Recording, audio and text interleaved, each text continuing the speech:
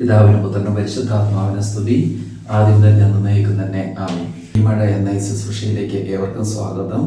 അഗ്നിയുടെ ഇരുതല വാളാകുന്ന ദൈവവചനം നിങ്ങളിലേക്ക് പെയ്തിറങ്ങട്ടെ. പാറ പോലെ കിടക്കുന്ന നിങ്ങളുടെ ബന്ധനങ്ങളെ കൂടം പോലെ ഈ വചനം തകർത്ത് കളഞ്ഞ് നിത്യരക്ഷയിലേക്ക് നയിക്കട്ടെ എന്ന് പ്രാർത്ഥിക്കുന്നു. ജെറമ്യാ പുസ്തകം 29-ാം അധ്യായം അതിന് 11 മുതൽ 14 വരെയുള്ള വചനം. കർത്താവ് അരുളിച്ചെയ്യുന്നു, നിങ്ങളെക്കുറിച്ചുള്ള പദ്ധതി എൻ്റെ മനസ്സിലുണ്ട്. നിങ്ങളുടെ നാശത്തിനല്ല, ക്ഷേമത്തിലുള്ള പദ്ധതിയാണത്. നിങ്ങൾക്ക് ശുഭകരമായ ഭാവിയും പ്രത്യാശയും നൽകുന്ന പദ്ധതി. അപ്പോൾ നിങ്ങൾ എന്നെ വിളിച്ചപേക്ഷിക്കും, എൻ്റെ അടുക്കൽ വന്ന് പ്രാർത്ഥിക്കും, ഞാൻ നിങ്ങൾ പ്രാർത്ഥന ശ്രവിക്കും. നിങ്ങൾ എന്നെ അന്വേഷിക്കും, പൂർണ്ണ ഹൃദയത്തോടെ അന്വേഷിക്കുമ്പോൾ എന്നെ കണ്ടെത്തും. നിങ്ങൾ എന്നെ കണ്ടെത്താൻ ഞാൻ ഇടയാക്കുമെന്ന് കർത്താവ് അരുളിച്ചെയ്യുന്നു. ഞാൻ നിങ്ങളെ ഐശ്വര്യം പുനഃസ്ഥാപിക്കും. നിങ്ങളെ ചിതറിച്ചിരിക്കുന്ന എല്ലാ സ്ഥലങ്ങളിലും ദേശങ്ങളിൽ നിന്ന് ഞാൻ നിങ്ങളെ ഒരുമിച്ച് കൂട്ടും. എവിടെ നിന്ന് ഞാൻ നിങ്ങളുടെ അടിമത്തത്തിലേക്ക് അയച്ചോ ആ സ്ഥലത്തേക്ക് തന്നെ നിങ്ങളെ കൊണ്ടുവരും എന്ന് സൈന്യങ്ങളുടെ കർത്താവ് അരുളിച്ചെയ്യുന്നു. പ്രിയപ്പെട്ടവരെ, കർത്താവ് നമ്മളെ ഓർപ്പെടുത്തുകയാണ്, കുഞ്ഞെ, എനിക്ക് നിന്നെക്കുറിച്ച് ഒരു പദ്ധതിയുണ്ട്.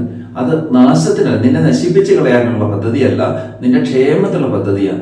നിന്നെ നല്ല വഴിയിലേക്ക് ഞാൻ കൊണ്ടുവരുമ്പോൾ ഒരുപക്ഷെ പിതാവ് പുത്രന് ശിക്ഷണം കൊടുക്കുന്നത് പോലെ നിനക്ക് ചില വേദനകളും ദുഃഖങ്ങളും നൊമ്പരങ്ങളും ഒക്കെ ഞാൻ തന്നെന്ന് വരാം. പക്ഷെ അതൊന്നും നിന്നെ നശിപ്പിച്ച് കളയാനല്ല, നിന്നെ നേർവഴിക്ക് നല്ല മാർഗത്തിലേക്ക് കൊണ്ടുവരാൻ വേണ്ടി മാത്രമാണ് എന്ന് കർത്താവ് ഓർപ്പെടുത്തുക.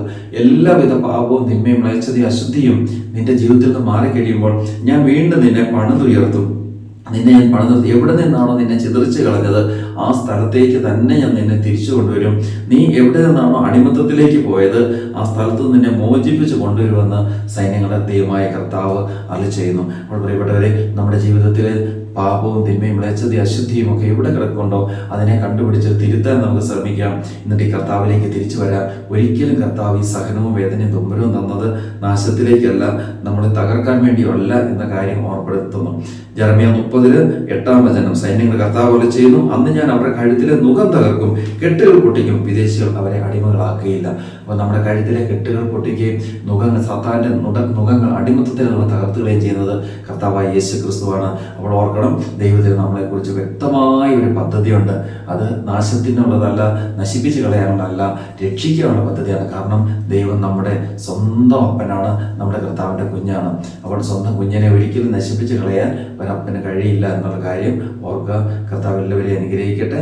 പിതാവിൻ്റെയും പുത്രൻ്റെയും പരിശുദ്ധാത്മാവിൻ്റെ നാമത്തിൽ ആമേൻ.